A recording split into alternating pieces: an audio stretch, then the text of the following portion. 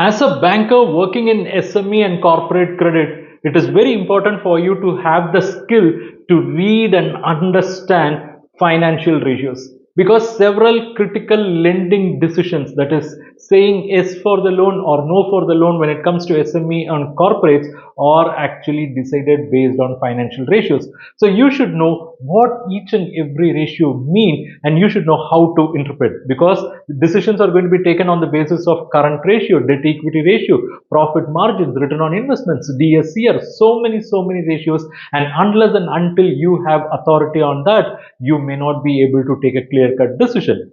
And worry not, because we are conducting a 1 day workshop on banking credit analysis process. This workshop is scheduled on 13th April, that is Saturday, second Saturday, bank holiday, and it's going to be from 9:30 a.m. to 5:30 p.m. By joining this workshop, you will get a crystal clear clarity on financial analysis. So to join the workshop, just check the link in description or simply comment workshop for more details.